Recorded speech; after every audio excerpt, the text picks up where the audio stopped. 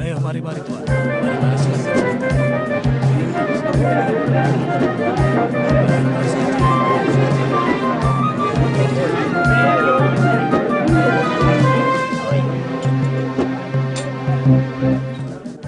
Wahai Abu Sufyan.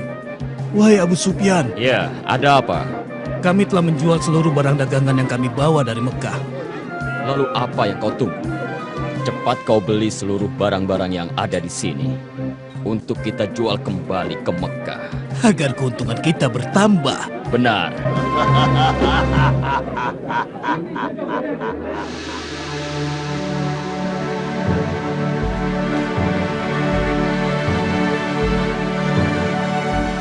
Selamat datang, aku ucapkan, wahai penguasa Busra. Penguasa sebenarnya adalah Anda, wahai penguasa Romawi. Penguasa sesungguhnya adalah Allah yang Maha Esa. Salam sejahtera bagi baginda penguasa Romawi serta rahmat Allah dan berkatnya untuk baginda. Siapa orang ini yang datang bersama Anda, wahai penguasa Busra? Kenapa dia tidak membungkukkan badannya ketika berhadapan denganku? Hamba Dihyani Al-Khalifah Al-Kahfi. Kami tidak membungkuk kecuali kepada Zat yang Maha Esa dan Maha Perkasa. Andai saja aku tidak melihat bahwa kau telah mengenakan tanda seorang utusan, pasti aku akan memperkarakan Anda. Dia dari utusan mana? Dia ini adalah utusan seseorang dari negeri Arab yang bernama Muhammad bin Abdullah, tuanku. Muhammad bin Abdullah. Orang itu yang mengaku sebagai nabi. Aku dengar dia mengatakan sesuatu mengenai kami sekitar 9 tahun yang lalu, ketika bangsa Persia mengalahkan kami. Bukan dia yang berkata, tapi Allah lah yang berkata. Bismillahirrahmanirrahim. Alif Lam Mim. Ghulibatur Rum. Fi adna al-ardi wa hum min ba'di ghalabihim sayaglibun. Fi bid'i sinin. لله الأمر من قبل ومن بعد ويومئذ يفرح المؤمنون صدق الله العظيم. Maha benar dia yang mengutus Anda untuk menyampaikan apa yang dia terima dari Tuhannya. Terbukti kami telah menang menghadapi Persia. Dan diriku telah berkaul bila menang menghadapi Persia, aku akan berjalan kaki dari Hom menuju Baitul Maqdis. Dan aku telah melaksanakan kaulku. Benarkah kalian bergembira atas kemenangan kami? Benar sekali. Karena kalian pemeluk agama Nasrani yang menyembah Allah. Sedang bangsa Persia adalah penyembah api, air, dan berhala. Oh, begitu. Baiklah, bawa kemari suratnya.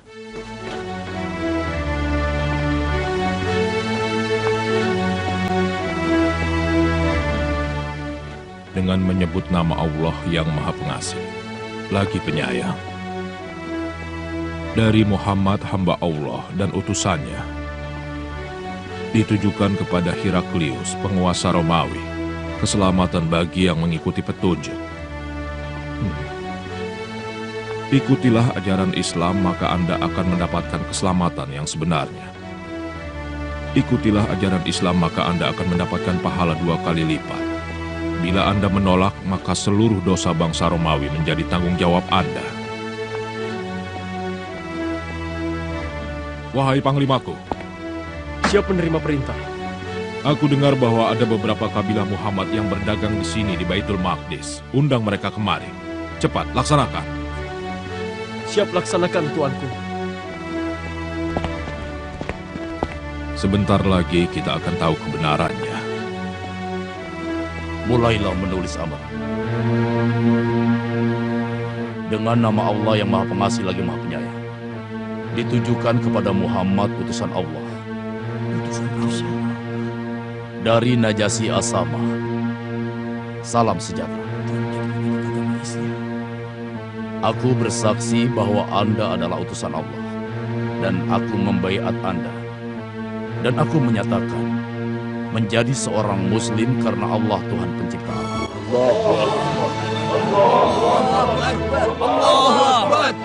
Kami sudah siapkan bahtera buat Anda dan saudara-saudara Anda yang hijrah ke sini untuk kembali bersama-sama ke Madinah. Ayo buah segar.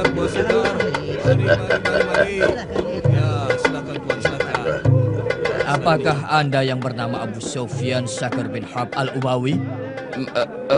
Benar. Tuanku Kaisar Romawi ingin bertemu dengan Anda dan mereka yang beserta Anda. Untuk apa? Kami tidak melakukan kejahatan.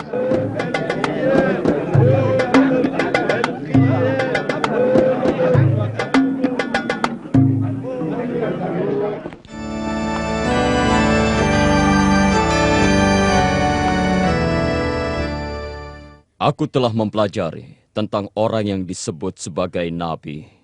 Dia tidak memerintahkan memakan sembelihan yang menjadi bangkai. Dia bukan seorang penyihir sesat. Dia bukan pula paranormal yang kerjanya berbuah. Aku telah menemukan pada dirinya tanda-tanda kenabian. Dan itu tidak bisa dipungkiri. Lalu bagaimana Anda membalas suratnya?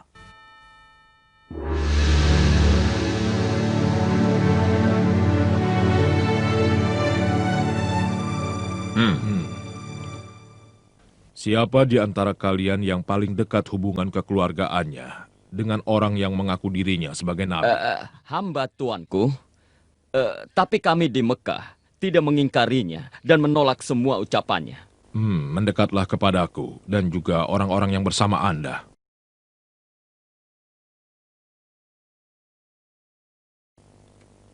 Wahai Abu Sufyan, aku akan bertanya padamu tentang Muhammad dan kuperingatkan agar kau tidak berdusta. Dan untuk yang lain, kalau dia berdusta, tolong beritahu padaku. Mengerti? Kami mengerti baginda penguasa Romawi. Kami mengerti. Ceritakanlah tentang silsilah keluarga Muhammad. Dia keturunan dari keluarga yang agung dan mulia. Adakah di kalangan kalian yang mengaku sebagai nabi sebelumnya? Tidak ada baginda. Adakah kakek dan kakek moyangnya yang menjadi raja atau penguasa? Tidak ada. Apakah pengikutnya dari golongan kelas atas atau golongan kelas bawah? Pengikutnya dari golongan kelas bawah. Apakah pengikutnya semakin berkurang? Bahkan bertambah terus. Apakah kalian pernah menemukannya berdusta sebelum dirinya mengaku sebagai nabi? Ayo jawab. Kami memberinya gelar orang yang jujur dan terpercaya, tuanku. Pernahkah dia berkhianat? Kalau bukan kalian ada di sini, dan kekhawatiranku kalian membongkar kedokku di masyarakat Quraisy, aku pasti berbohong. Dan akan kukatakan sesukaku tentang Muhammad. Aku menunggu jawaban dari Anda. Belum pernah. Belum. Tapi saat ini kami sedang mengadakan gencatan senjata selama 10 tahun. Dan kami tidak tahu apakah dia akan berkhianat atau tidak. Apakah kalian memeranginya? Bentrokan di antara kami sering terjadi. Satu masa mereka menang dan satu masa kami yang menang. Lalu apa yang dia serukan? Dia sering berkata, "Sembahlah Allah yang Esa, dan janganlah kalian menyekutukannya dengan sesuatu." Dia juga melarang kami menyembah berhala yang telah disembah oleh nenek moyang kami.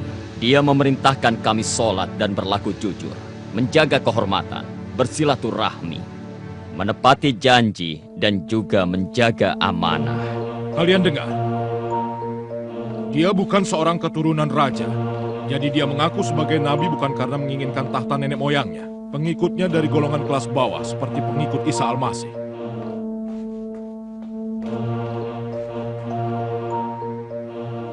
Dia tidak pernah berbohong pada manusia. Jadi kalau dia tidak berbohong pada manusia, mana mungkin dia berbohong pada Tuhannya?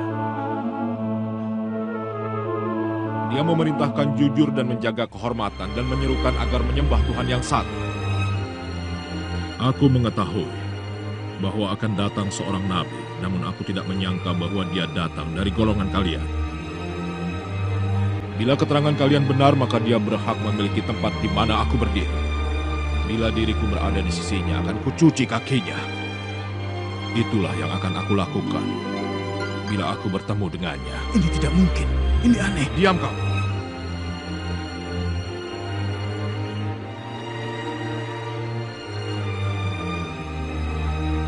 Wahai Abu Sufyan, pergilah Anda dan juga orang-orang yang bersama Anda.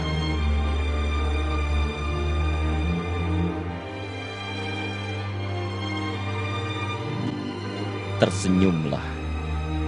Bergembiralah, wahai Dihya. Karena Heraklius, Kaisar Romawi, merasa takut terhadap Muhammad dan membutuhkan sihirnya. بسم الله الرحمن الرحيم إنك لا تهدي من أحببت ولكن الله يهدي من يشاء وهو أعلم بالمهتدين. صدق الله العظيم. بسم الله الرحمن الرحيم.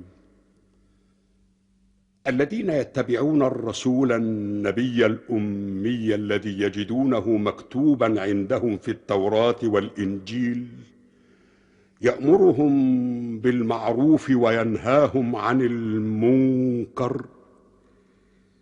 ويحل لهم الطيبات ويحرم عليهم الخبائث ويضع عنهم إصرهم والأغلال التي كانت عليهم. فالذين آمنوا به وعزروه ونصروه واتبعوا النور الذي أنزل معه أولئك هم المفلحون. صدق الله العظيم.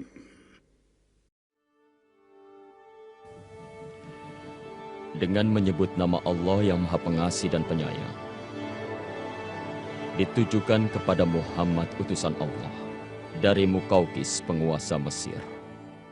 Salam sejahtera bagi Anda. Setelah saya membaca surat dari Anda dan telah saya pahami isi suratnya dan juga ajakan yang Anda tulis, saya telah mengetahui akan datang seorang nabi, dan nabi yang ditunggu-tunggu itu akan dibangkitkan di daerah Syam. Saya telah menghormati utusan Anda, dan saya persembahkan 2 orang budak wanita. Kedua budak wanita itu adalah wanita yang mempunyai kedudukan terhormat. Dan saya hadiahi seekor bahal untuk Anda kendarai, juga kain-kain yang indah. Wassalamualaikum.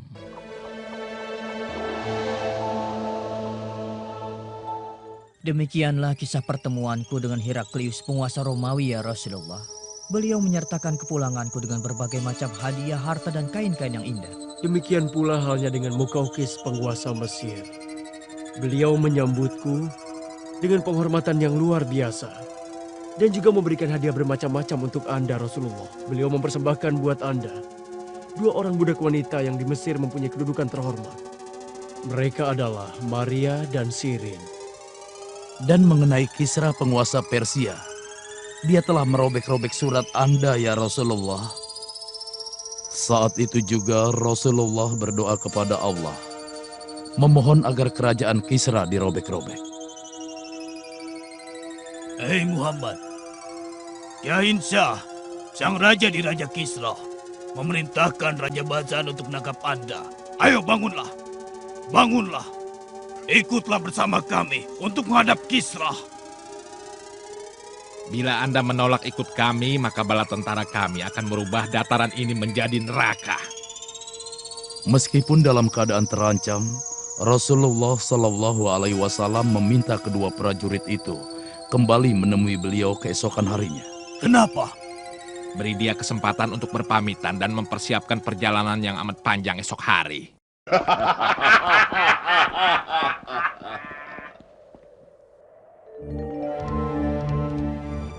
Malam harinya, yaitu malam Selasa, tanggal 10 Jumadil Ula di tahun ke-7 Hijriah, Rasulullah Shallallahu Alaihi Wasallam diberitahukan bahwa si Rohab putra Kisra telah melakukan perebutan kekuasaan.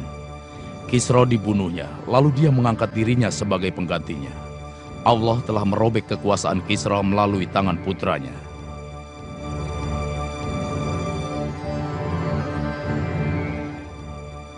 Keesokan harinya, Rasulullah memberitahukan mereka apa yang sudah terjadi.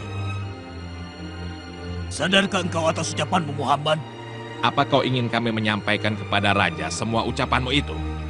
Rasulullah Shallallahu Alaihi Wasallam bersabda kepada keduanya, ya, dan kalian sampaikan kepada Badzan bahwa agamaku dan kekuasaanku akan melebihi apa yang telah dicapai Kisra.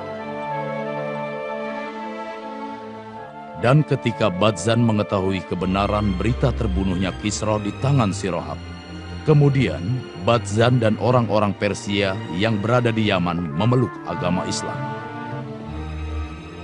Tidak sampai 30 tahun semenjak Rasulullah mengirimkan utusannya kepada para penguasa seluruh negeri yang dikirimi surat oleh Rasulullah, mereka semua memeluk agama Islam. Bismillahirrahmanirrahim. Qul ya ayyuhan nasu inni rasulullah ilaikum jami'a alladhi lahu mulku as-samawati wal ard la ilaha illa huwa yuhyi wa yumit فآمنوا بالله ورسوله النبي الأمي الذي يؤمن بالله وكلماته واتبعوه لعلكم تهتدون صدق الله العظيم.